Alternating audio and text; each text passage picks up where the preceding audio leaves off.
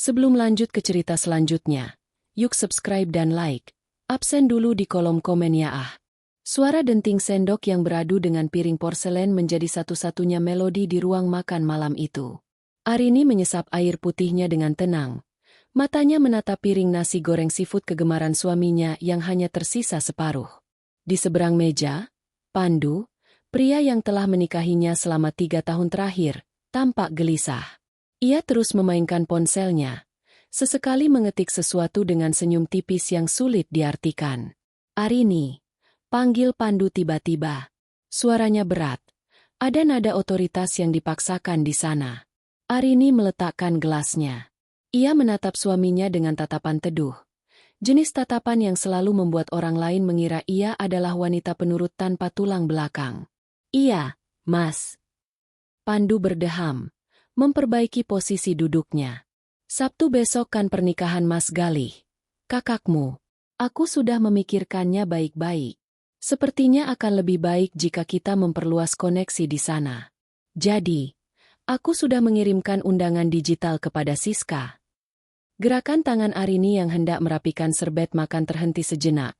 Hanya sepersekian detik, hampir tak terlihat. Nama itu bukan sekadar nama asing. Siska adalah wanita yang fotonya masih tersimpan di folder tersembunyi laptop Pandu. Siska adalah alasan mengapa di tahun pertama pernikahan mereka, Pandu sering pulang larut malam dengan aroma parfum wanita yang bukan milik Arini. Siska, mantan kekasihmu itu? Arini bertanya dengan nada datar, seolah ia sedang menanyakan ramalan cuaca. Pandu mengangguk cepat. Tampak lega karena Arini tidak langsung meledak marah. Iya. Dia baru saja kembali dari luar negeri bersama suaminya. Aku pikir, kita sudah dewasa, bukan? Tidak perlu ada permusuhan masa lalu. Lagi pula, dia sekarang menjadi sosialita yang berpengaruh. Ini bagus untuk citra keluarga kita di depan relasi Mas Galih. Arini memperhatikan suaminya. Ia tahu Pandu sedang berbohong.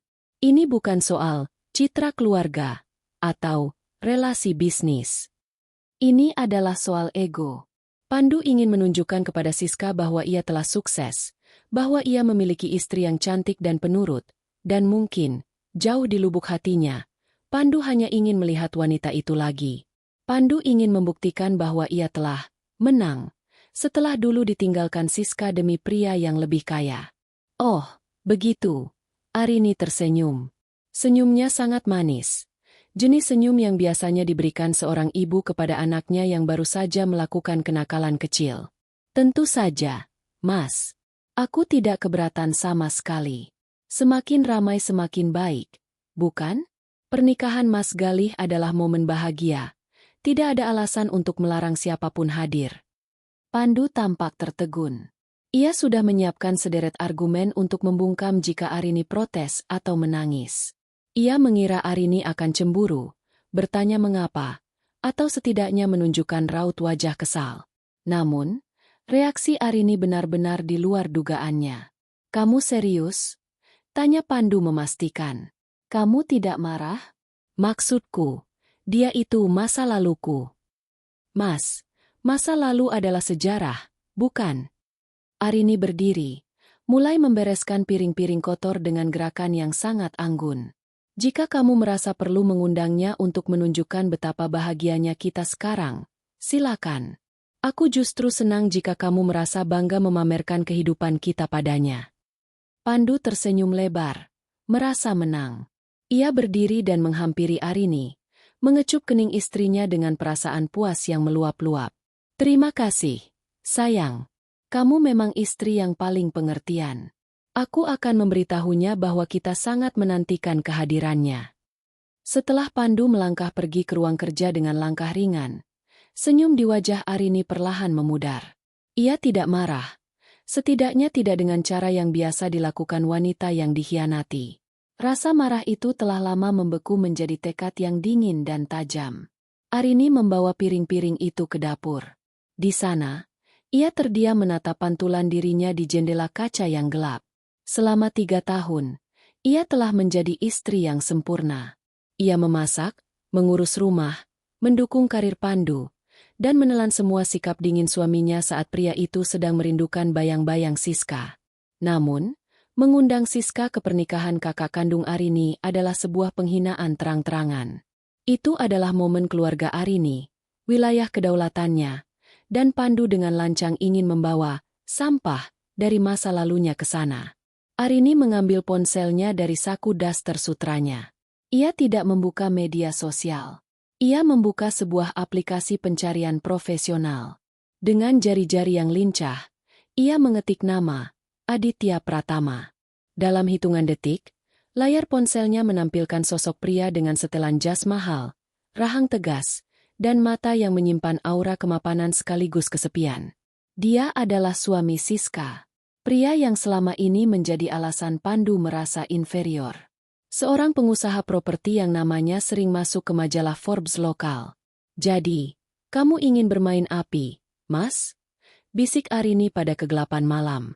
Arini tahu bahwa Siska adalah tipe wanita yang haus perhatian. Jika Siska datang ke pesta itu, dia pasti akan mencoba menggoda Pandu untuk membuktikan bahwa dia masih memiliki kuasa atas pria itu. Dan Pandu, dengan bodohnya, akan terjebak dalam permainan itu, mengabaikan istrinya sendiri di depan seluruh keluarga besar. Arini tidak akan membiarkan dirinya menjadi penonton dalam drama suaminya sendiri. Jika Pandu ingin membawa piala masa lalunya, maka Arini akan membawa pemegang kendali dari masa lalu itu. Ia menemukan sebuah informasi menarik di laman berita bisnis terbaru. Aditya Pratama akan menghadiri pembukaan galeri seni di pusat kota besok malam. Arini meletakkan ponselnya kembali. Matanya berkilat. Ia sudah tahu apa yang harus dilakukan. Ia telah memberikan izin kepada Pandu untuk mengundang Siska dengan kata, "Tentu saja." Sekarang, saatnya ia mengundang tamu spesialnya sendiri. "Kamu ingin pamer, Mas?" Arini bergumam pelan sambil mencuci tangannya hingga bersih. "Maka aku akan memberimu tontonan yang tak akan pernah kamu lupakan seumur hidupmu." Malam itu, di tempat tidur yang sama, Pandu tidur dengan nyenyak, memimpikan pertemuan kembali dengan Siska. Sementara Arini terjaga, menatap langit-langit kamar, menyusun setiap langkah dengan presisi seorang pemain catur yang siap melakukan cekmate dalam satu gerakan elegan. Pagi hari berikutnya, suasana di kediaman Arini dan Pandu terasa jauh lebih ringan, setidaknya bagi Pandu. Pria itu bersiul kecil sambil merapikan dasinya di depan cermin besar di kamar mereka. Ia tampak seperti pemenang yang baru saja mendapatkan medali emas. Sikapnya jauh lebih manis kepada Arini. Ia berkali-kali memuji masakan Arini dan memberikan kecupan ringan sebelum berangkat ke kantor. Bagi Pandu, izin dari Arini adalah lampu hijau untuk memvalidasi egonya yang sempat terluka di masa lalu. Namun, bagi Arini, setiap perhatian yang diberikan Pandu pagi itu terasa seperti akting yang buruk. Begitu mobil Pandu menghilang di balik gerbang perumahan, Arini segera mengganti pakaian rumahnya. Ia mengenakan terusan berwarna navy yang elegan namun tidak mencolok, memoles wajahnya dengan riasan tipis yang menonjolkan ketegasannya, dan berangkat menuju sebuah galeri seni di pusat kota. Tujuannya satu, mencari tahu lebih dalam tentang Aditya Pratama. Sepanjang perjalanan, pikiran Arini melayang pada tahun-tahun awal pernikahannya. Ia ingat betul bagaimana Pandu sering membandingkan cara masak Arini dengan selera Siska, atau bagaimana Pandu pernah tidak sengaja memanggilnya Siska saat mereka sedang makan malam romantis. Selama ini Arini memilih diam, menganggap itu hanya sisa-sisa perasaan yang akan hilang dimakan waktu. Namun kini ia sadar, diamnya justru membuat Pandu merasa bahwa perasaan Arini bisa diinjak-injak sesuka hati. Arini tiba di galeri seni lebih awal. Ia berjalan perlahan di antara lukisan-lukisan abstrak, namun matanya terus memantau pintu masuk. Tak lama kemudian, sosok yang ia tunggu muncul. Aditya Pratama masuk tanpa pengawalan ketat. Hanya ditemani seorang asisten yang segera menjauh saat Aditya mulai menikmati karya seni yang dipajang. Aditya tampak berbeda dari foto di internet. Ia terlihat lebih lelah. Ada gurat kesedihan yang tersembunyi di balik wajahnya yang kaku dan berwibawa. Arini menarik napas panjang, menenangkan jantungnya yang berdegup kencang, lalu melangkah mendekat. Ia berhenti di depan sebuah lukisan gradasi warna gelap, tepat di samping Aditya. Lukisan ini menggambarkan kesepian di tengah keramaian, bukan? Ujar Arini pelan, tanpa menoleh pada Aditya. Aditya menoleh sedikit. Tampak terkejut ada orang asing yang mengajaknya bicara dengan pengamatan yang cukup tajam. Banyak orang mengira ini hanya soal perpaduan warna yang buruk. Jawab Aditya dengan suara berat dan tenang. Arini menoleh dan tersenyum tipis. Warna gelap tidak selalu berarti buruk. Kadang itu adalah cara terbaik untuk menyembunyikan luka agar tidak terlihat oleh orang yang salah. Aditya terdiam, menatap Arini dengan intens seolah sedang menilai apakah wanita di depannya ini sedang mencoba menggodanya atau memiliki maksud lain. Sebagai pengusaha besar, ia terbiasa dihadapi oleh orang-orang yang menginginkan sesuatu darinya. "Saya Arini," ucapnya sambil mengulurkan tangan. "Istri dari Pandu, pria yang mungkin saat ini sedang sibuk mengirimkan pesan manis kepada istri Anda, Siska." Kalimat itu seperti hantaman godam. Tangan Aditya yang tadinya hendak meraih gelas minuman di meja samping, terhenti di udara. Matanya menyipit tajam. "Apa maksud Anda?" Arini tidak gentar. Ia menjaga suaranya tetap rendah agar tidak menarik perhatian pengunjung lain. "Suami saya mengundang Siska ke pernikahan kakak saya tanpa persetujuan saya yang sebenarnya. Dan saya tahu, Siska menerimanya dengan senang hati. Saya di sini bukan untuk mengadu, Pak Aditya. Saya di sini karena saya tahu kita berada di perahu yang sama. Kita adalah pasangan yang dianggap pajangan oleh orang-orang yang masih terjebak di masa lalu mereka." Aditya menarik napas panjang, lalu memberi isyarat agar mereka berbicara di sudut galeri yang lebih sepi. "Anda cukup berani, Ibu Arini. Tidak banyak orang yang punya nyali mendatangi saya dan membicarakan borok pernikahan saya sendiri. Keberanian adalah satu-satunya hal yang saya miliki saat ini, Pak Aditya. Suami saya ingin menggunakan pernikahan keluarga saya sebagai panggung untuk memamerkan diri di depan Siska. Dia ingin membuat Siska menyesal karena memilih Anda. Dan saya? Saya hanya pelengkap dalam rencananya." Aditya terkekeh sinis. Namun ada nada getir dalam tawanya. Dia ingin membuat Siska menyesal? Lucu sekali. Siska tidak pernah menyesal memilih saya karena harta saya. Tapi dia selalu merindukan perhatian yang diberikan suamimu. Pernikahan kami sudah lama hambar. Siska mencari validasi di luar. Dan sepertinya suami Anda dengan senang hati memberikannya. Arini memperhatikan bagaimana jemari Aditya meremas pinggiran gelasnya. Pria ini terluka.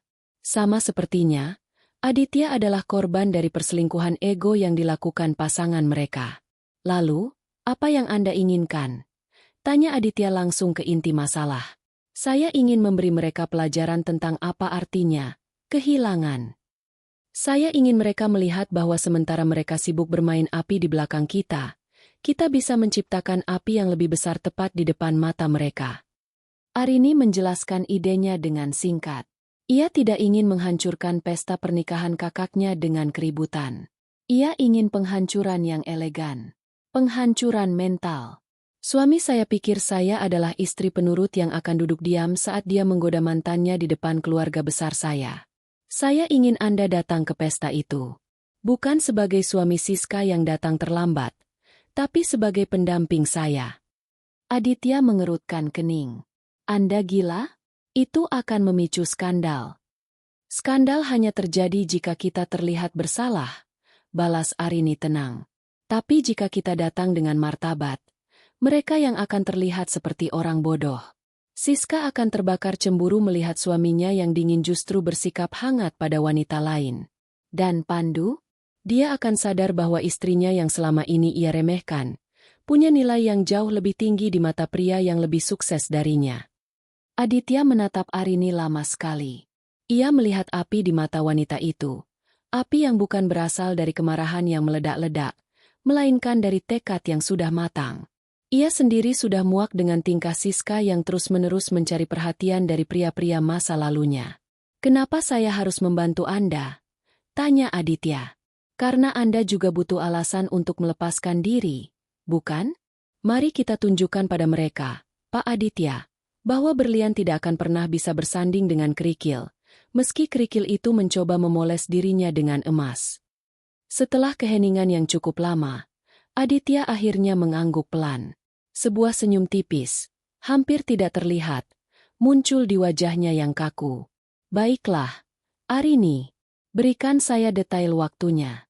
Mari kita buat pertunjukan yang tidak akan pernah mereka lupakan. Arini meninggalkan galeri itu dengan langkah yang jauh lebih ringan. Di dalam tasnya, kini tersimpan nomor telepon pribadi Aditya Pratama. Jejak luka itu kini telah berubah menjadi peta rencana. Pandu mungkin merasa telah memenangkan babak pertama dengan mengundang Siska, namun ia tidak sadar bahwa Arini baru saja memindahkan pion paling mematikan di atas papan catur mereka. Hari-hari setelah pertemuan di galeri seni menjadi hari-hari yang penuh dengan kepura-puraan bagi Arini.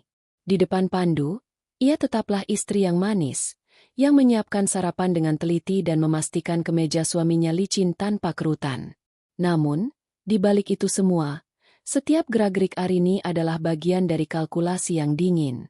Ia mulai menyusun strategi untuk transformasi besarnya, memastikan bahwa saat hari pernikahan kakaknya tiba, ia bukan lagi Arini yang biasa-biasa saja di mata suaminya. Pandu, yang merasa telah mendapatkan izin penuh, semakin terang-terangan menunjukkan kegembiraannya. Di meja makan, ia seringkali bersenandung kecil. Arini tahu, di balik ponsel yang selalu diletakkan terbalik itu, ada percakapan intens antara Pandu dan Siska. Pandu bahkan mulai sering mengkritik penampilan Arini. "Rin, besok di pernikahan Mas Galih, pakailah kebaya yang agak sedikit menonjol. Jangan yang terlalu tertutup seperti biasanya. Aku ingin kamu terlihat modern, seperti teman-temanku yang lain," ujar Pandu suatu malam sambil membolak-balik majalah fashion pria. Arini tersenyum tipis. Jemarinya sibuk merajut syal yang sebenarnya tidak ia butuhkan. "Tentu, Mas. Aku akan memastikan penampilanku tidak akan memalukanmu di depan tamu-tamumu. Terutama di depan Siska." Pandu sedikit tersentak mendengar nama itu disebut. Tapi ia segera menutupi rasa canggungnya. "Ya, maksudku, aku hanya ingin kita terlihat sebagai pasangan yang sukses. Itu saja." "Aku mengerti, Mas," jawab Arini lembut, meski dalam hati ia mencatat. Pandu ingin aku menjadi pajangan yang cantik, tapi dia ingin Siska menjadi pusat perhatiannya. Keesokan harinya, Arini memulai misinya. Ia tidak pergi ke butik langganan Pandu. Ia justru menghubungi seorang perancang busana ternama yang merupakan kenalan lama keluarganya. Ia memesan sebuah kebaya modifikasi berwarna emerald green yang gelap namun berkilau. Warna yang melambangkan kemakmuran sekaligus ketenangan yang misterius. Ia ingin warna yang kontras dengan Siska, yang ia tahu pasti akan mengenakan warna-warna mencolok seperti merah atau emas untuk menarik perhatian. Sore harinya, Arini melakukan pertemuan rahasia dengan Aditya di sebuah kafe tersembunyi di pinggiran kota. Kafe itu sepi, hanya ada suara gemericik air mancur kecil di sudut ruangan. Aditya sudah duduk di sana, terlihat lebih santai tanpa jas formalnya, namun tetap memancarkan otoritas yang kuat. "Saya sudah mengirimkan jadwal lengkap acaranya ke asisten Anda," kata Arini setelah mereka memesan minuman. Aditya mengangguk. "Saya sudah membacanya." Siska sudah mulai bercerita tentang undangan itu. Dia bilang dia ingin datang, untuk menghormati teman lama. Dia bahkan sudah menyiapkan gaun yang sangat mahal. Arini menyesap tehnya perlahan. Pandu juga sudah mulai tidak sabar. Dia terus membicarakan bagaimana ia ingin terlihat sempurna. Dia tidak tahu bahwa pria yang ia anggap sebagai saingan terberatnya justru akan berjalan bersamaku. Aditya menatap Arini dengan rasa ingin tahu yang semakin besar. "Kenapa Anda melakukan ini sejauh ini, Arini? Kenapa tidak langsung menggugat cerai saja jika Anda sudah tahu dia tidak lagi menghargai Anda?" Arini terdiam sejenak. Ia menatap keluar jendela, memperhatikan daun-daun kering yang tertiup angin. "Karena jika aku hanya pergi, dia akan merasa menang. Dia akan merasa bahwa dia bebas kembali pada Siska tanpa merasa bersalah. Aku ingin dia merasakan bagaimana rasanya diremehkan di tempat yang paling ia banggakan, yaitu di depan status sosial dan egonya. Aku ingin dia sadar bahwa aku bukan pilihan kedua, melainkan seseorang yang bahkan tidak sanggup ia gapai jika aku memutuskan untuk pergi." Aditya terkesan dengan ketegasan Arini. Anda tahu, Siska selalu menganggap semua wanita di sekitarnya tidak lebih dari sekadar bayangan. Dia pikir dia adalah matahari. Saya ingin melihat wajahnya saat dia menyadari bahwa suaminya sendiri memilih untuk menjadi bayangan bagi wanita lain. Kita akan membuat mereka saling curiga, tambah Arini. Tujuan utama kita bukan hanya pamer, tapi untuk menghancurkan narasi yang mereka bangun sendiri.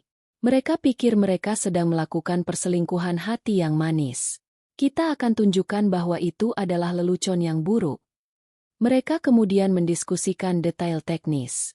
Bagaimana Aditya akan masuk ke aula, kapan ia harus menghampiri Arini, dan bagaimana mereka harus bersikap. Arini bersikeras bahwa tidak boleh ada kesan perselingkuhan di antara mereka. Mereka harus terlihat seperti dua orang profesional yang memiliki koneksi tingkat tinggi, yang saling menghargai lebih dari sekadar fisik. Jangan gunakan perasaan, Pak Aditya. Arini memperingatkan dengan nada serius. Ini adalah bisnis harga diri. Aditya tersenyum miring. Jangan panggil saya Pak. Jika kita ingin rencana ini berhasil, di depan umum nanti, panggil saya Aditya. Dan jangan khawatir. Saya sudah terlalu lama berada di dunia bisnis untuk tahu bagaimana menjaga profesionalisme di bawah tekanan. Sebelum mereka berpisah, Aditya menyerahkan sebuah kotak kecil berwarna bludru hitam kepada Arini. Arini membukanya dan terkesiap. Di dalamnya ada sebuah kalung berlian dengan mata zamrud yang sangat serasi dengan warna kebaya yang ia pesan. Ini terlalu berlebihan, tolak Arini halus. Ini properti. Arini. Potong Aditya cepat. Siska tahu kalung ini. Saya membelinya di London bulan lalu, dan dia sangat menginginkannya. Tapi saya katakan saya akan memberikannya pada orang yang tepat di waktu yang tepat. Bayangkan wajahnya saat dia melihat kalung itu melingkar di leher Anda. Arini menatap kalung itu, lalu menatap Aditya. Ia menyadari bahwa Aditya memiliki dendam yang sama dalamnya dengan dirinya. Siska pasti telah melakukan sesuatu yang sangat menyakiti harga diri pria ini selama pernikahan mereka. Baiklah. Arini menutup kotak itu. Akan kupastikan kalung ini bercerita lebih banyak daripada kata-kata. Arini pulang ke rumah dengan perasaan yang sangat terkendali. Ia melihat Pandu sedang mencoba beberapa jam tangan di depan cermin. Tampak sangat terobsesi dengan penampilannya sendiri. Sudah dari mana, Rin? Tanya Pandu tanpa menoleh. Hanya mencari perlengkapan untuk pernikahan Mas Gali nanti, Mas. Jawab Arini sambil meletakkan tasnya. Baguslah. Pastikan semuanya sempurna. Aku tidak ingin Siska berpikir hidupku berantakan setelah kehilangan dia dulu.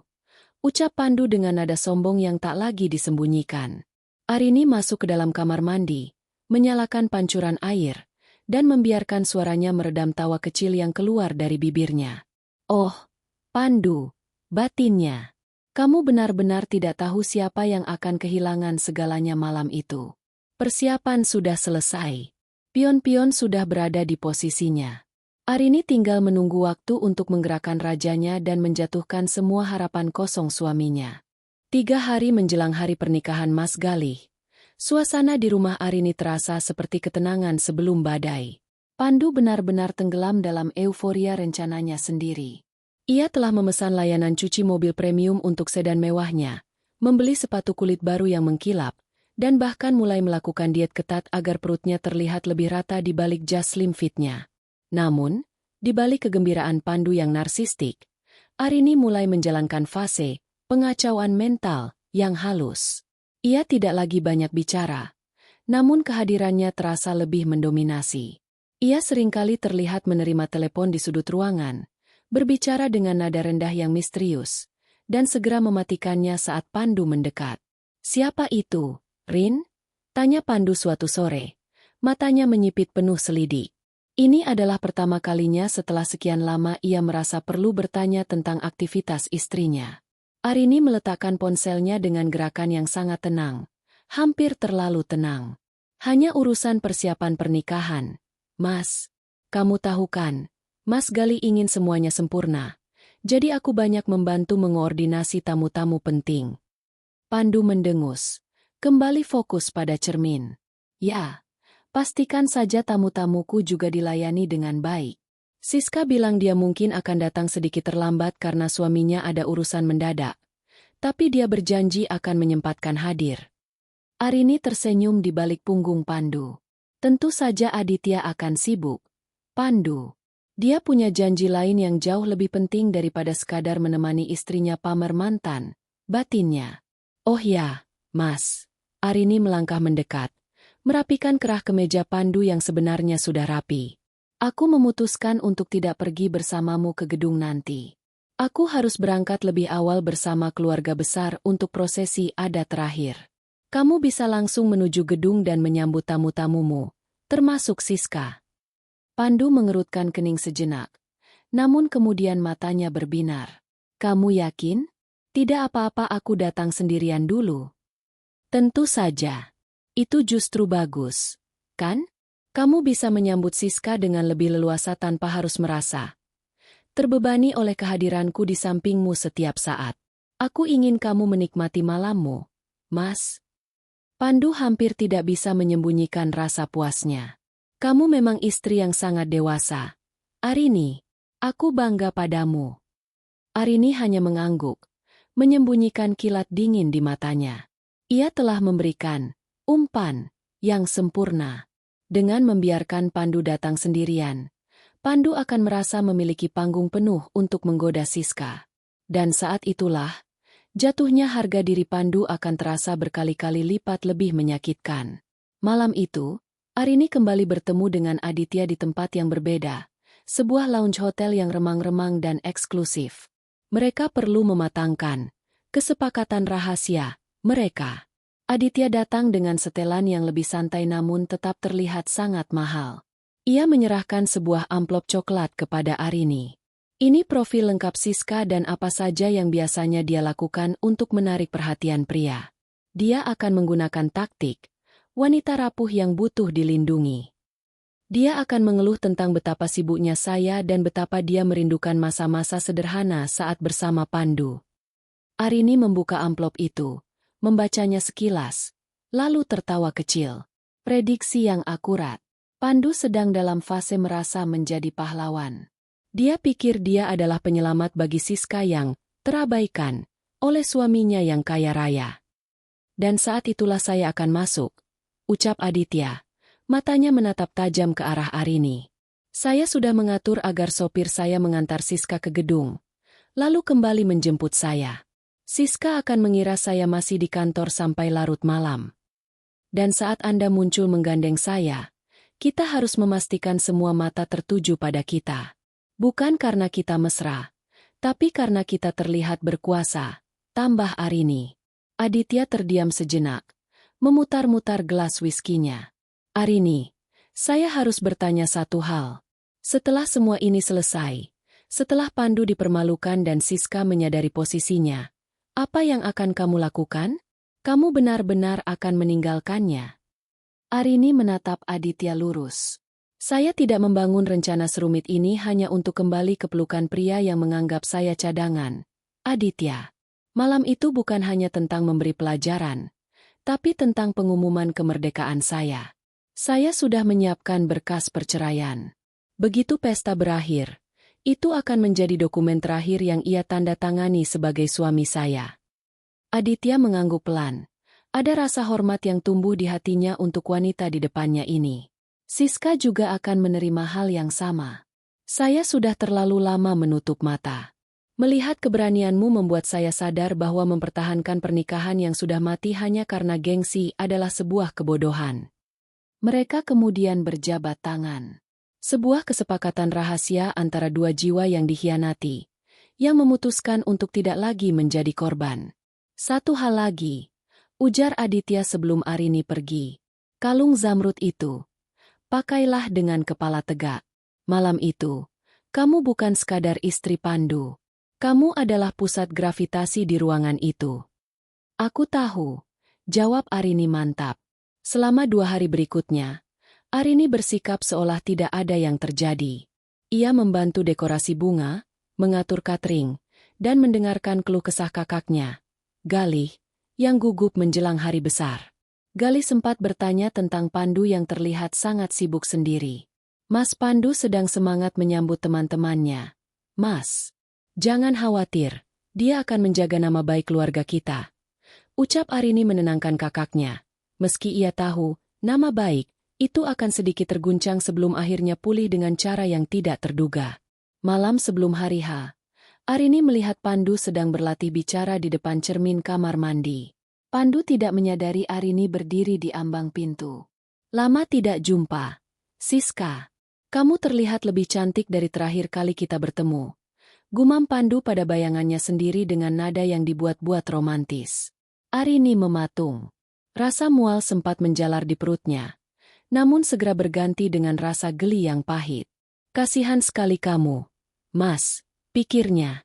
Kamu sedang berlatih untuk pertunjukan yang naskahnya sudah aku ubah total. Arini menutup pintu dengan perlahan, membiarkan suaminya tenggelam dalam halusinasinya. Ia berjalan menuju meja riasnya, menatap kotak bludru hitam berisi kalung zamrud dari Aditya. Esok adalah hari di mana topeng-topeng akan terbuka. Hari di mana senyum, tentu saja, milik Arini akan berubah menjadi tamparan paling keras yang pernah dirasakan oleh Pandu. Selamat tidur, Mas. Bisik Arini saat Pandu akhirnya naik ke tempat tidur dengan senyum puas. Nikmatilah mimpi indahmu malam ini, karena besok, kamu akan bangun di tengah mimpi buruk yang kamu ciptakan sendiri. Pagi di hari pernikahan Mas Gali dimulai dengan kabut tipis yang menyelimuti kota, seolah alam pun sedang menyembunyikan rahasia besar yang akan segera terungkap. Di kediaman Arini, suasana sangat kontras dengan ketenangan biasanya. Ruang tengah dipenuhi dengan kotak-kotak hantaran tambahan, aroma melati yang kuat, dan kesibukan para perias yang mulai berdatangan. Pandu adalah orang yang paling bersemangat pagi itu. Ia bangun lebih awal dari biasanya, melakukan rutinitas perawatan wajah yang bahkan jarang ia sentuh sebelumnya. Ia memastikan setelan jas charcoal grey miliknya sudah tergantung rapi dengan kemeja putih yang diproses dengan starch sempurna agar tetap kaku sepanjang malam. Rin, di mana manset peraku yang ada inisial nama itu? Teriak Pandu dari ruang ganti. Arini, yang sedang duduk tenang di meja rias sambil membiarkan rambutnya mulai ditata, menjawab tanpa menoleh. Di laci kedua. Mas, di samping kotak jam tanganmu. Pandu muncul di ambang pintu, mengenakan jubah mandi sutra. Ah, ketemu. Terima kasih. Oh ya, kamu jadi berangkat duluan kan? Aku rasa aku akan berangkat sekitar jam 7 malam. Siska bilang dia akan tiba di sana jam 7:30. Aku harus memastikan ada di sana untuk menyambutnya. Kasihan kalau dia merasa asing di pesta kakakmu. Tentu, Mas. Aku sudah menyiapkan semuanya. Sopir keluarga akan menjemputku jam 4 sore untuk prosesi sambut tamu keluarga inti. Kamu fokus saja pada tamu-tamu pentingmu. Ucap Arini dengan nada datar yang terukur. Pandu tidak menangkap sarkasme itu. Baginya, Arini hanyalah istri yang sedang sibuk mengurus urusan keluarga besar. Ia merasa bebas. Ia merasa memiliki kendali penuh atas narasi malam ini. Pukul 4 sore, Arini berangkat. Namun, ia tidak langsung menuju gedung pernikahan. Ia singgah di sebuah hotel butik di mana perancang busananya dan tim rias pilihannya sendiri telah menunggu. Di sana, ia melepaskan diri dari Citra, istri penurut, yang selama ini ia sandang. Buat aku terlihat seperti wanita yang tak tersentuh, perintah Arini kepada sang perias. Kebaya emerald green itu terpasang sempurna di tubuhnya. Potongannya mengikuti lekuk tubuh dengan sopan namun memberikan kesan otoritas yang kuat. Bagian belakangnya dibuat sedikit memanjang, memberikan kesan dramatis saat ia berjalan. Dan puncaknya, kalung zamrud pemberian Aditya melingkar di leher jenjangnya. Kilauan berlian di sekeliling batu zamrud itu seolah-olah memancarkan api dingin. Sementara itu, di gedung pernikahan, Pandu tiba dengan gaya seorang bangsawan. Ia menyapa kerabat Arini dengan ramah, namun matanya terus tertuju pada pintu masuk utama. Ia berdiri di dekat area VIP, berulang kali merapikan jasnya dan memeriksa pantulan dirinya di dinding marmer yang mengkilap. Pukul 19.30, sebuah mobil mewah berhenti di lobi. Siska turun dengan gaun merah menyala yang sangat kontras dengan tema pernikahan yang elegan dan lembut. Dia tampak seperti seorang femme fatale yang siap mencuri panggung. Pandu segera melangkah maju, senyumnya mengembang lebar. Matanya berbinar dengan cara yang tidak pernah ia tunjukkan pada Arini selama bertahun-tahun. "Siska, kamu cantik sekali malam ini," puji Pandu. Suaranya sedikit bergetar karena antusias. Siska tertawa kecil. Suara tawa yang dibuat-buat manja. "Pandu, terima kasih sudah mengundangku. Aku merasa sedikit canggung datang sendirian. Suamiku, kamu tahu kan betapa sibuknya Aditya. Dia lebih cinta pada proyek-proyeknya daripada istrinya sendiri." Siska menyentuh lengan Pandu dengan gerakan yang sangat akrab. Sebuah gestur yang di depan umum seharusnya dianggap tidak pantas bagi wanita bersuami. Pandu justru merasa bangga. Ia membiarkan tangan Siska tetap di sana saat mereka mulai berjalan masuk ke aula. "Jangan khawatir. Aku akan menemanimu sepanjang malam ini. Kamu tamuku yang paling spesial," bisik Pandu, mengabaikan fakta bahwa ini adalah acara keluarga istrinya, di mana ia seharusnya berdiri di samping Arini untuk menyambut tamu-tamu keluarga besar. Beberapa kerabat Arini mulai berbisik-bisik. "Di mana Arini? Kenapa suaminya justru menggandeng wanita lain?" tanya seorang bibi dengan nada tidak suka. Namun Pandu terlalu tuli untuk mendengar bisikan itu. Ia merasa sedang berada di puncak dunianya. Di sisi lain, di sebuah ruangan privat di hotel yang sama dengan gedung pernikahan, Arini sedang menyesap segelas air putih saat pintu terbuka. Aditya Pratama masuk, mengenakan tuxedo hitam yang dijahit sempurna. Pria itu terhenti sejenak melihat penampilan Arini. "Kamu terlihat luar biasa, Arini," ucap Aditya jujur. "Kalung itu memang ditakdirkan untukmu." "Terima kasih, Aditya. Apakah kamu siap?" tanya Arini. Aditya mengulurkan lengannya. "Lebih dari siap. Aku baru saja mendapat laporan dari asistenku bahwa Siska sudah berada di dalam bersama suamimu. Mereka sedang menjadi pusat perhatian yang salah." Arini tersenyum, namun matanya tetap tajam. "Biarkan mereka menikmati 5 menit terakhir kejayaan mereka. Saat kita masuk nanti, pastikan tidak ada satu orang pun di ruangan itu yang bisa memalingkan wajah dari kita." Ketegangan di dalam aula mencapai puncaknya saat pembawa acara mengumumkan bahwa keluarga inti akan memasuki area pelaminan untuk sesi foto utama. Pandu yang masih asyik mengobrol dengan Siska di sudut bar tersentak. Ia menoleh ke arah pintu besar yang masih tertutup. Ia mengira Arini akan masuk bersama rombongan sepupu-sepupunya seperti biasa. Namun, lampu aula tiba-tiba sedikit meredup, memberikan efek dramatis. Pintu ganda besar itu terbuka perlahan. Musik orkestra yang tadinya lembut berubah menjadi lebih megah. Seorang wanita melangkah masuk. Dia bukan Arini yang biasanya memakai kebaya warna pastel dengan riasan natural yang tenggelam di keramaian. Dia adalah Arini yang baru. Dia berjalan dengan dagu terangkat, langkahnya mantap, dan aura kemandirian yang begitu kuat terpancar darinya. Dan yang paling membuat seluruh ruangan terkesiap, termasuk Pandu yang sampai menjatuhkan gelas minumannya hingga pecah, adalah pria yang berjalan di sampingnya. Bukan sepupu, bukan kerabat, melainkan Aditya Pratama, pengusaha paling disegani di kota itu, yang lengannya dilingkari oleh tangan Arini dengan begitu elegan. Siska, yang berdiri di samping Pandu, membeku. Wajahnya yang penuh riasan tebal itu mendadak pucat pasi. "Aditya?" gumamnya tidak percaya. Pandu tidak bisa berkata-kata.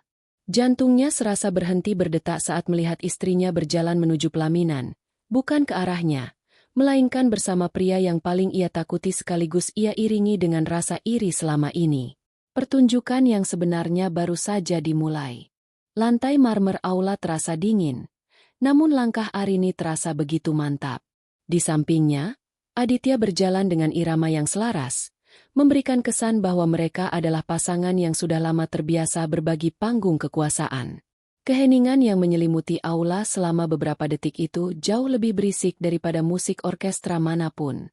Ribuan pasang mata tertuju pada mereka, mencoba mencerna teka-teki yang tersaji di depan mata. Mengapa istri Pandu bersama suami Siska? Pandu berdiri mematung di dekat bar catering. Tangannya masih gemetar setelah gelasnya pecah. Di sampingnya, Siska tampak seperti melihat hantu. Merah di pipinya bukan lagi berasal dari Prona, melainkan dari rasa malu dan amarah yang meledak secara bersamaan. Arini dan Aditya tidak langsung menuju pelaminan.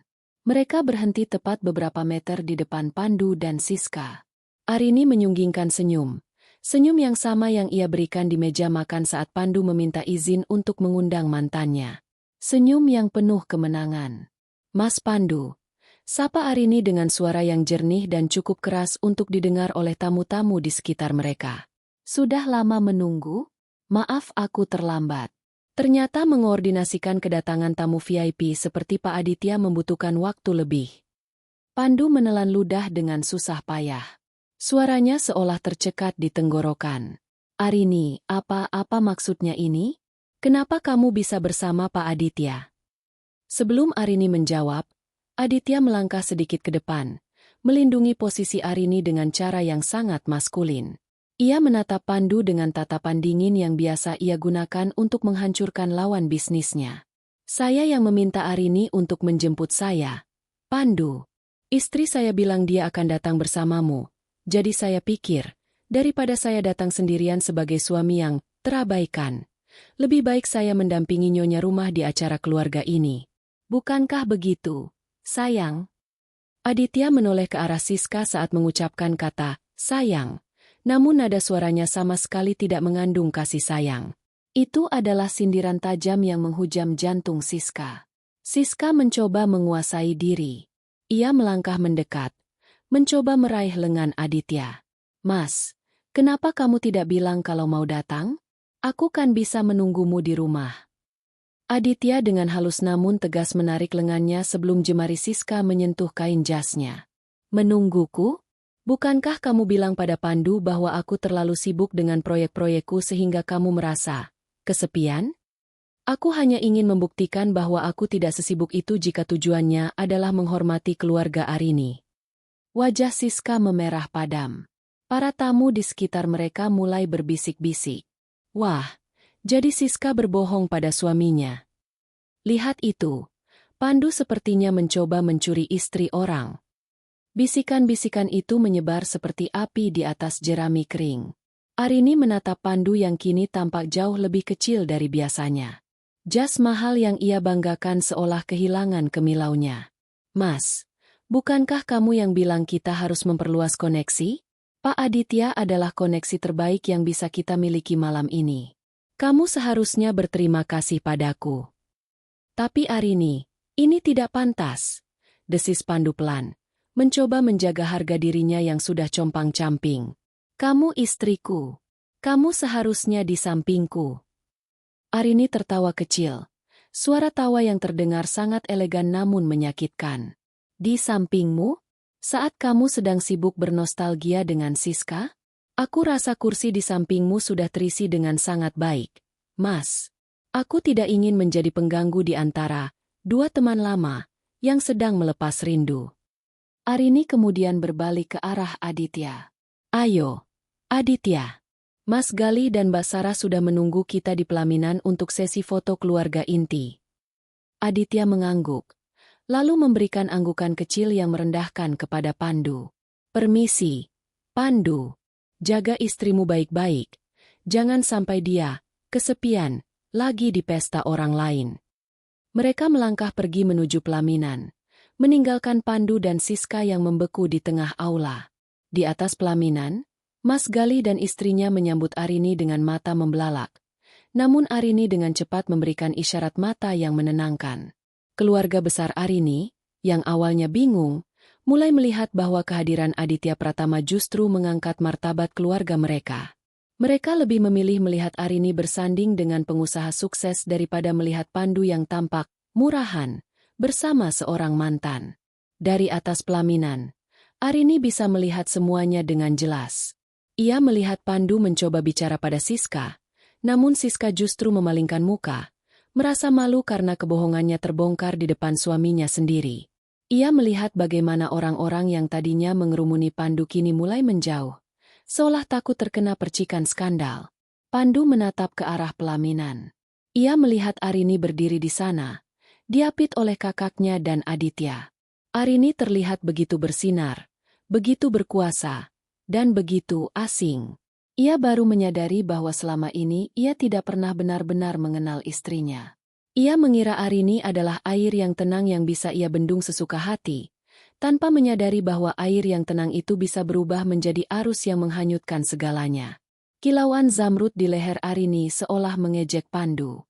Pandu tahu kalung itu harganya setara dengan rumah yang mereka tempati, dan ia tahu ia tidak akan pernah sanggup membelikannya untuk Arini. Rencana ini belum berakhir, Mas. Batin Arini sambil tersenyum ke arah kamera fotografer. Pesta ini baru saja dimulai, dan kamu baru saja kehilangan tiket emasmu. Sesi foto selesai, namun drama baru saja memasuki babak berikutnya. Arini melihat Pandu mulai melangkah menuju pelaminan dengan wajah penuh amarah yang tertahan.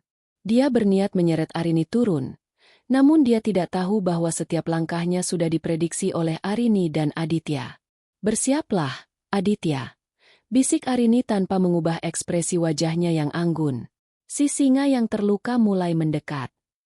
Biarkan saja. Jawab Aditya tenang. Semakin dia mengamuk, semakin mudah bagi kita untuk menghancurkannya. Langkah Pandu yang terburu-buru menimbulkan bunyi ketukan keras di atas lantai kayu panggung pelaminan. Wajahnya yang semula cerah kini berubah menjadi merah padam. Matanya memancarkan kombinasi antara amarah dan rasa malu yang akut. Ia tidak lagi mempedulikan etiket pesta atau tatapan mata keluarga besar Arini. Di kepalanya hanya ada satu pikiran. Ia harus merebut kembali otoritasnya sebagai seorang suami. Siska menyusul di belakangnya, meski dengan langkah yang lebih ragu. Ia terus membenahi gaun merahnya yang terasa semakin tidak nyaman di bawah sorotan lampu kristal aula. Siska merasa dunianya terbalik. Ia datang untuk menjadi ratu di depan Pandu, namun justru mendapati suaminya sendiri menjadi pelayan bagi martabat Arini. Pandu berhenti tepat di depan Arini dan Aditya. Ia mengabaikan Mas Galih dan istrinya yang berdiri kikuk di samping mereka. Arini, turun sekarang. Desis Pandu dengan suara tertahan namun tajam. Apa-apaan ini? Kamu memalukan aku di depan semua orang. Mana pasanganmu? Kenapa kamu menggandeng pria lain di acara kakakmu sendiri? Arini tidak bergeming. Ia tidak menunjukkan ketakutan, tidak juga menunjukkan kemarahan. Ia hanya menatap Pandu dengan tatapan yang sangat dingin. Tatapan yang biasa diberikan seseorang kepada serangga yang mengganggu. Mana pasanganku?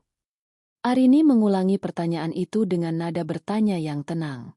Ia menoleh ke arah Aditya, lalu kembali menatap Pandu. Mas, bukankah kamu sendiri yang melepasku tadi sore? Kamu bilang kamu ingin datang sendiri untuk menyambut Siska. Kamu bilang aku tidak perlu menunggumu. Jadi, aku mencari pasangan yang benar-benar bisa menghargai kehadiranku di sini. Jangan bercanda. Arini, aku suamimu. Pandu menaikkan nada suaranya 1 oktav, membuat beberapa tamu di barisan depan berhenti mengunyah. Suami. Arini tertawa kecil. Suara tawa yang terdengar sangat jernih di tengah ketegangan itu. Seorang suami tidak akan membiarkan istrinya masuk ke pesta keluarganya sendiri-sendirian sementara dia asyik memamerkan mantan kekasihnya di depan umum.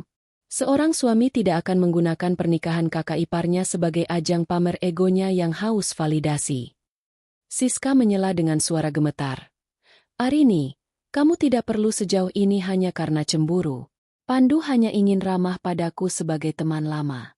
Tapi membawa suamiku, itu benar-benar rendah. Mendengar kata, rendah, Aditya yang sejak tadi diam akhirnya melangkah maju. Ia berdiri sedikit lebih tinggi dari Pandu, memberikan tekanan psikologis yang instan. Rendah. Aditya mengulang kata itu dengan suara berat yang mengintimidasi. Siska, yang rendah adalah berbohong pada suamimu bahwa aku sibuk bekerja. Padahal kenyataannya aku sedang menunggu di rumah sementara kamu berdandan untuk pria lain. Yang rendah adalah menggunakan celah dalam pernikahan kita untuk mencari perhatian dari masa lalumu yang menyedihkan ini. Aditya kemudian menoleh pada Pandu. Dan kamu, Pandu, kamu bertanya mana pasangan Arini? Kamu ingin tahu kenapa dia tidak bersamamu?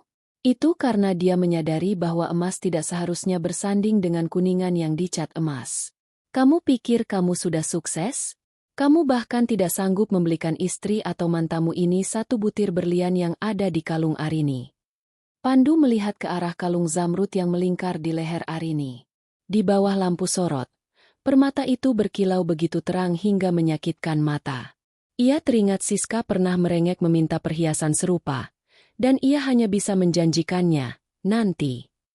Melihat kalung itu ada pada istrinya, dan itu pemberian Aditya, membuat egonya hancur berkeping-keping. Arini, kamu berselingkuh. Tuduh Pandu dengan suara parau, mencoba melempar kesalahan. Selingkuh. Arini melangkah maju, memperpendek jarak dengan Pandu hingga mereka berdiri berhadapan. Mas, jangan samakan aku denganmu. Hubunganku dengan Pak Aditya adalah hubungan dua orang dewasa yang disatukan oleh rasa muak pada pasangan masing-masing.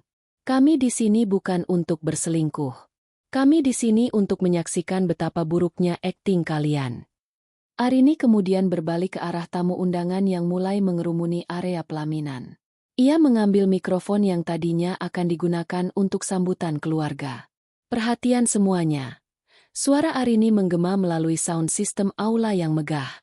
Saya ingin berterima kasih kepada Pak Aditya Pratama yang telah bersedia hadir malam ini.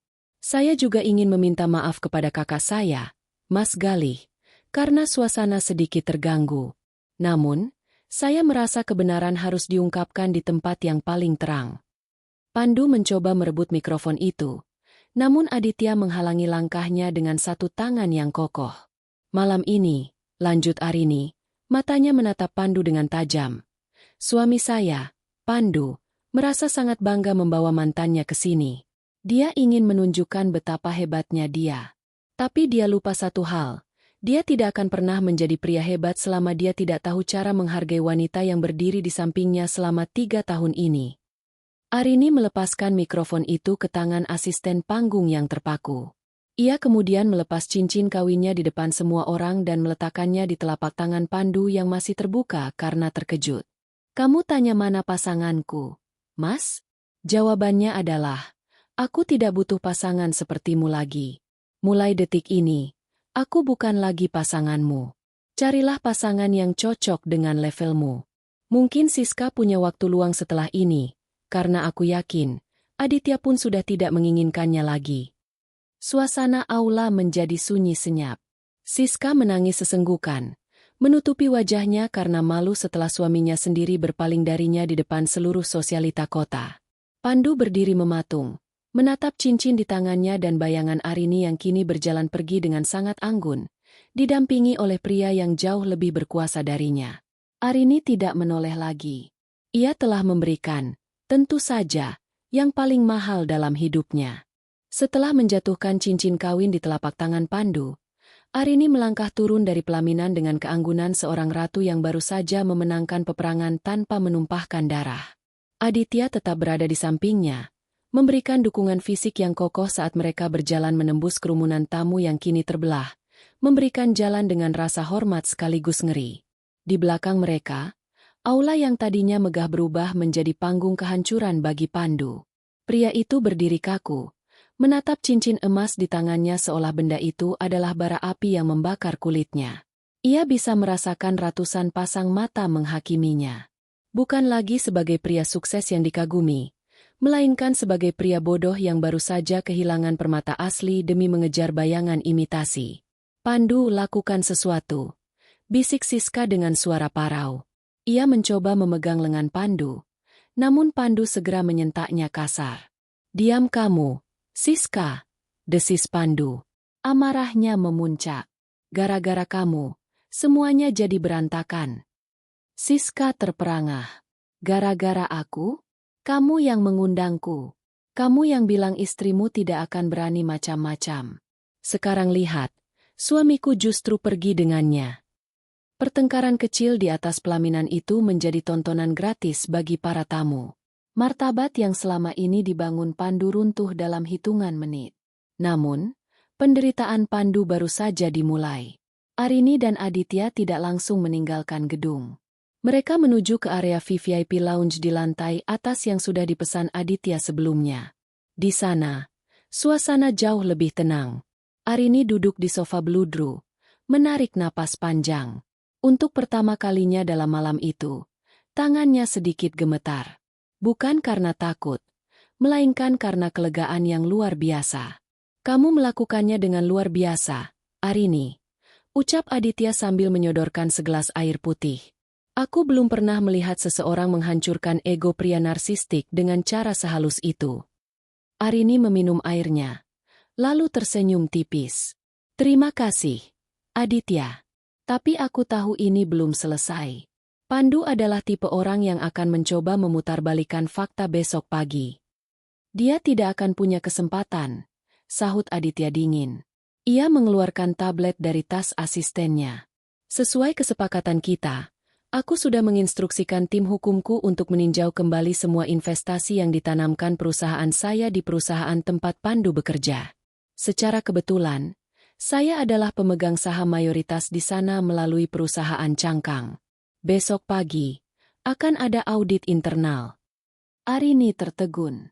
Ia tahu Aditya kuat, tapi ia tidak menyangka bantuan pria ini akan sejauh itu. Kamu menghancurkan karirnya juga. Dia menggunakan fasilitas kantor dan posisinya untuk mengesankan Siska, bukan? Itu penyalahgunaan. Aku hanya menegakkan aturan, jawab Aditya tanpa ekspresi. Dan untuk Siska, surat cerai akan sampai ke tangannya besok jam 9 pagi. Aku sudah memblokir semua kartu kredit atas namanya sejak 1 jam yang lalu. Sementara itu, di lantai bawah, Pandu mencoba mengejar Arini, namun langkahnya dihentikan oleh Mas Galih. Kakak Arini itu berdiri dengan wajah yang tidak lagi ramah. Mau kemana kamu, Pandu? Tanya Galih dengan suara berat. Mas, ini salah paham. Arini, dia dipengaruhi oleh pria itu. Aku harus bicara padanya. Teriak Pandu frustrasi. Sudah cukup, potong Galih. Kamu sudah mempermalukan adikku dan keluarga besar kami. Aku melihat sendiri bagaimana kamu menggandeng wanita itu masuk ke sini. Jangan pernah sebut namaku atau nama Arini lagi. Mulai besok, pengacara keluarga kami akan menghubungi kamu. Sekarang, pergi dari sini sebelum aku meminta petugas keamanan menyeretmu keluar. Pandu menatap sekeliling. Ia melihat rekan-rekan bisnisnya memalingkan muka. Ia melihat mertuanya menatapnya dengan kekecewaan yang mendalam. Ia merasa dunia yang ia bangun dengan susah payah, dunia penuh kepura-puraan tentang kesuksesan dan kekuasaan, runtuh seketika. Ia berjalan gontai keluar dari gedung, meninggalkan Siska yang masih berdiri sendirian di tengah aula, mencoba menelpon Aditya namun hanya mendapatkan nada sibuk.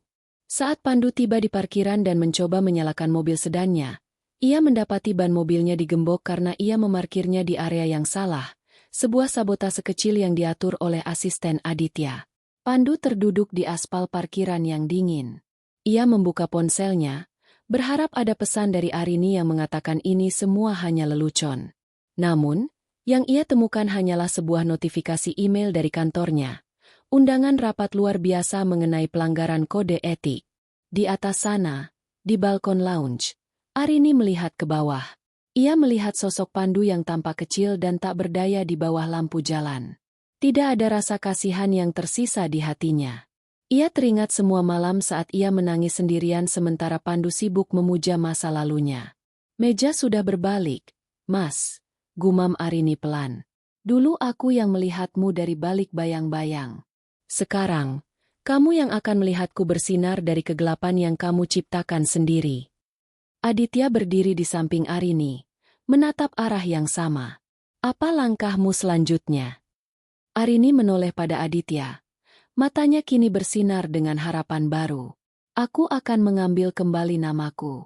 Arini yang dulu sudah mati di meja makan saat aku bilang, tentu saja. Arini yang sekarang dia punya hidup yang harus dijalani. Malam itu, untuk pertama kalinya dalam 3 tahun, Arini tidur di hotel dengan perasaan damai yang tak ternilai harganya.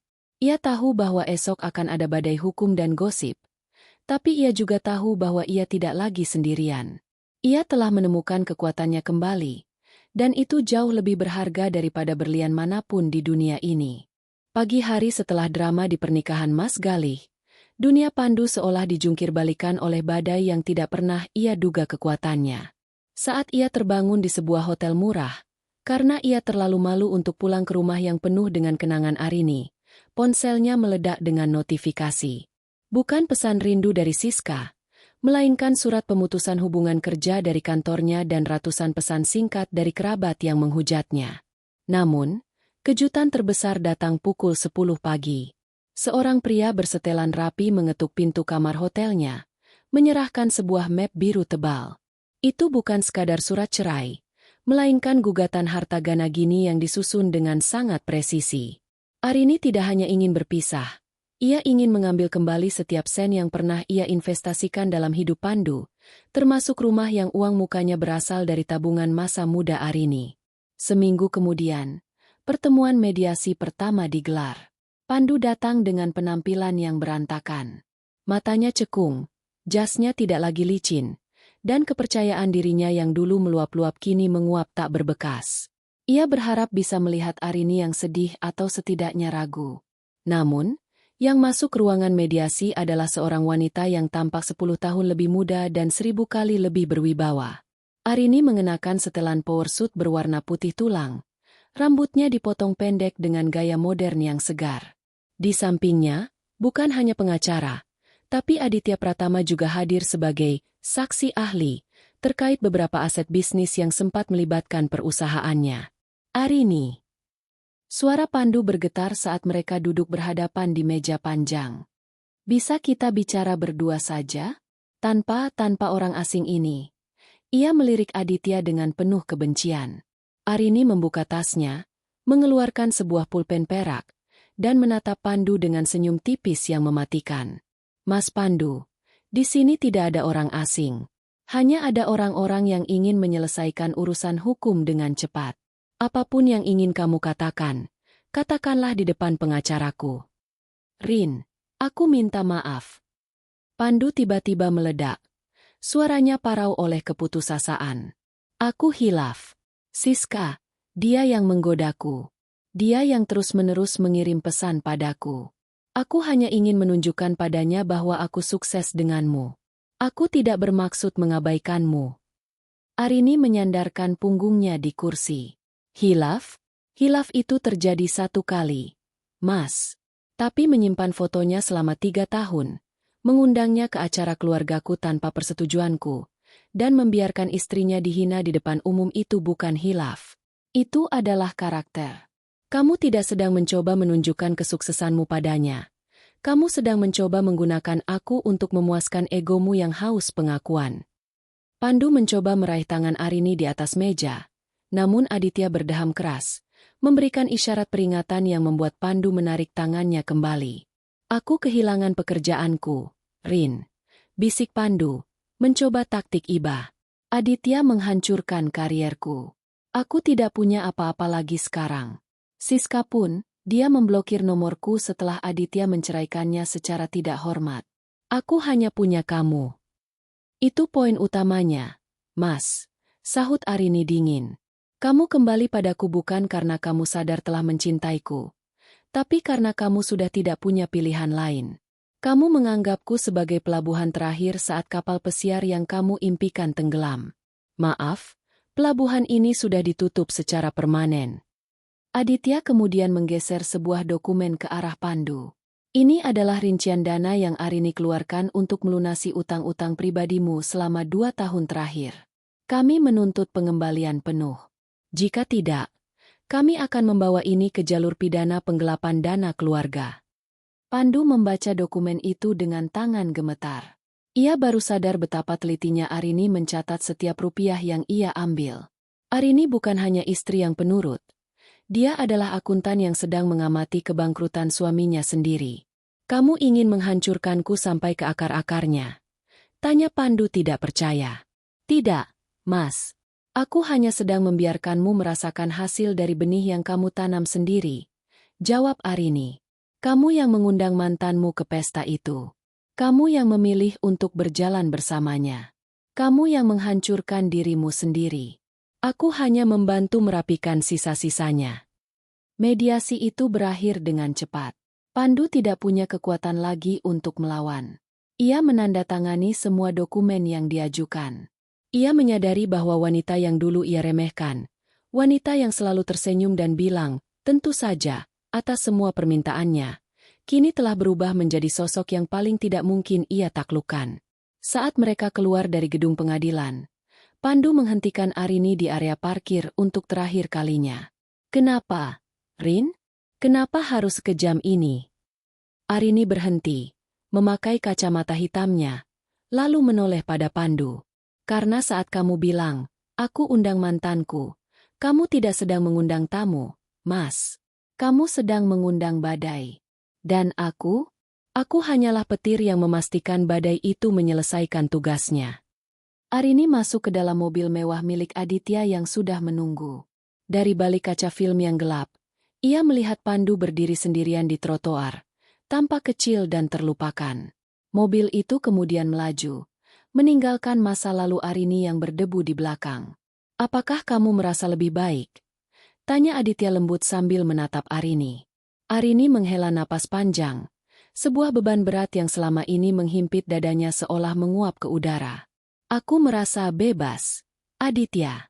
Dan itu adalah perasaan terbaik yang pernah kurasakan. 6 bulan telah berlalu sejak ketukan palu hakim meresmikan kebebasan Arini.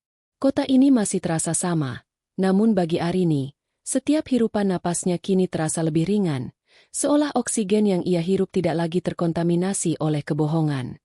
Ia tidak lagi tinggal di rumah penuh kenangan pahit itu. Dengan sisa pembagian aset yang ia menangkan secara telak, Arini membuka sebuah firma konsultan branding dan komunikasi miliknya sendiri, bidang yang dulu sempat ia tinggalkan demi menjadi istri rumah tangga yang sempurna bagi Pandu. Pagi itu, Arini berdiri di kantor barunya yang terletak di lantai 20 sebuah gedung pencakar langit. Ia sedang menyesap kopi hitam tanpa gula, menatap pemandangan kota yang sibuk di bawahnya. Di atas meja kerjanya, sebuah majalah bisnis tergeletak.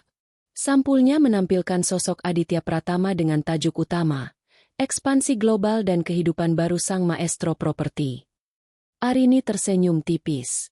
Hubungannya dengan Aditya tidak berakhir di pengadilan. Meski mereka tidak terburu-buru untuk menjalin komitmen asmara yang baru, mereka menjadi rekan bisnis yang sangat solid.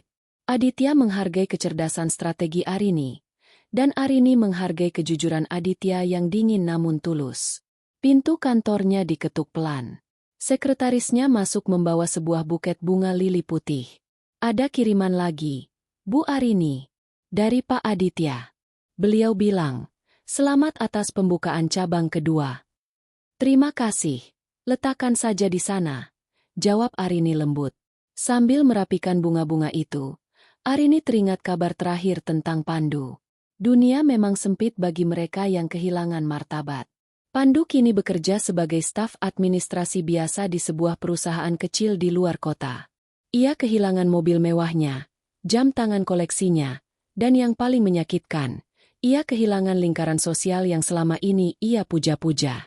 Beberapa minggu yang lalu, seorang teman lama bercerita bahwa mereka melihat Pandu di sebuah kedai kopi pinggir jalan. Tampak jauh lebih tua dari usianya, sedang duduk sendirian sambil menatap layar ponsel yang retak. Dia mencoba menghubungi beberapa mantan relasinya, namun tidak ada satupun yang mengangkat telepon. Pandu telah menjadi hantu di dunia yang dulu ingin ia kuasai. Sementara Siska, nasibnya tidak jauh lebih baik. Setelah diceraikan oleh Aditya tanpa membawa sepeser pun harta karena perjanjian pranikah yang sangat ketat, Siska mencoba kembali ke dunia modeling. Namun, industri itu sudah berubah, dan skandal di pernikahan Mas Galih telah merusak citranya secara permanen. Kabar terakhir menyebutkan ia mencoba mencari mangsa baru di luar negeri. Namun reputasinya sebagai wanita yang menghancurkan rumah tangga orang lain selalu membuntutinya seperti bayangan hitam.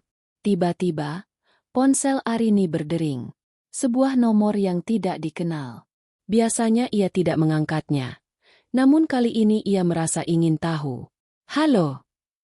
Keheningan panjang di seberang sana. Hanya suara napas yang berat dan sedikit gemetar. Rin. Arini segera mengenali suara itu. Suara yang dulu pernah ia cintai. Namun kini hanya terdengar seperti derit pintu tua yang rusak. Itu Pandu. Ada apa, Mas? Tanya Arini tenang. Tanpa nada benci, tanpa nada rindu. Benar-benar datar. Aku hanya ingin melihat kabarmu. Aku melihat berita tentang kantormu yang baru. Kamu terlihat sangat cantik di foto peresmian itu. Pandu berhenti sejenak. Suaranya terdengar tercekat. Rin, aku baru sadar. Semua yang aku kejar dulu. Siska, pengakuan orang-orang, kemewahan itu semua kosong. Aku kehilangan satu-satunya hal yang nyata dalam hidupku. Bisakah kita setidaknya minum kopi sekali saja? Sebagai teman. Arini terdiam, menatap pantulan dirinya di jendela kaca. Ia melihat wanita yang kuat, mandiri, dan tidak lagi bisa dimanipulasi oleh rasa iba. Mas Pandu, ucap Arini dengan suara yang sangat jernih. Waktu kita untuk minum kopi sudah habis saat kamu memutuskan untuk membiarkan aku duduk sendirian di meja makan malam itu. Teman adalah seseorang yang saling menghargai. Dan jujur saja, aku tidak melihat alasan mengapa kita harus menjadi teman. Aku sudah memaafkanmu, tapi aku tidak ingin mengingatmu. Rin, tolong. Hiduplah dengan baik, Mas. Belajarlah untuk menghargai apa yang kamu miliki sebelum semuanya terlambat lagi. Selamat tinggal. Arini mematikan sambungan telepon itu. Ia tidak memblokir nomornya. Ia merasa tidak perlu. Pandu tidak lagi memiliki kuasa untuk mengganggunya. Arini menghapus log panggilan itu, seolah menghapus debu terakhir dari masa lalunya. Tak lama kemudian, pintu kantornya terbuka kembali. Aditya masuk tanpa mengetuk, membawa 2 tiket konser orkestra di tangannya. Sudah selesai dengan urusan masa lalu? Tanya Aditya dengan senyum miring yang khas. Ia rupanya menyadari raut wajah Arini yang baru saja menutup telepon. Sudah, benar-benar selesai. Jawab Arini sambil mengambil tas tangannya. Bagus, karena malam ini adalah tentang masa depan. Mas Galih dan Basarah juga akan bergabung dengan kita nanti. Mereka ingin merayakan kesuksesanmu. Arini berjalan keluar dari kantornya, berdampingan dengan Aditya. Saat mereka berjalan melewati lorong yang penuh dengan foto-foto kampanye sukses perusahaannya, Arini menyadari satu hal penting. Pembalasan dendam terbaik bukanlah dengan melihat musuh menderita, melainkan dengan tumbuh menjadi versi terbaik dari diri sendiri hingga keberadaan mereka tidak lagi relevan dalam hidupmu. Di luar, matahari sore mulai terbenam, menyemburkan warna jingga dan ungu yang luar biasa indah di langit kota. Arini tersenyum. Dulu, ia selalu berkata, tentu saja, untuk menyenangkan orang lain. Sekarang, ia berkata, tentu saja, karena ia benar-benar menginginkannya. Kehidupan baru Arini telah dimulai, dan kali ini, dia sendiri yang memegang kendali atas naskah ceritanya. Kepura-puraan telah usai, dan kebahagiaan yang nyata akhirnya menyapa. Tamat.